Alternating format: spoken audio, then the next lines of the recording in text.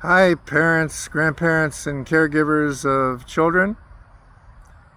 Today I'm thinking a little bit about earwax, and it has nothing to do with the fact that yesterday we cleaned out a child's ear and insect parts came out. So, what's going on in the ears? Why is there wax in the ears? Your body actually makes that wax on purpose.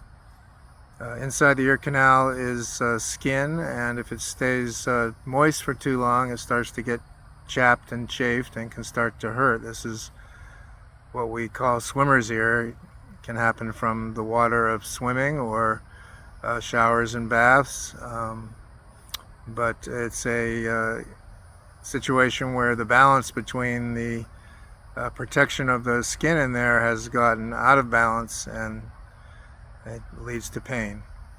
So, what should we do about the wax in our ears? I have 3 plans that I tell my patients. Plan A is nothing. The new wax will push out the old wax, and there's a balance in there. Your ear canal will be protected, and you won't run into one of those situations where we find everything blocked up and we have to try to help to water blast it out. Pro tip, that's what I do, plan A. I basically leave it alone until wax comes out. Plan B would be to make a special effort in the shower or when you're giving your child a bath, to put a little soap there maybe and run water over it, and take that effort to clean in there.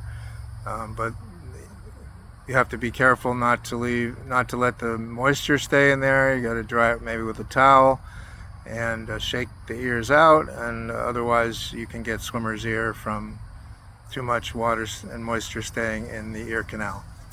And then plan C would be to get a product, one of the brands is called Debrox earwax softeners. Put some drops of that in there. It kind of works on the wax to make it softer, so that when you go to plan B, which you still have to do, washing it out, it'll come out a little more easily. Again, you risk getting to the point where there's not enough wax and you develop a swimmer's ear. None of the plans is to use a Q-tip or any other implement to stick in the ear and try to get the wax out.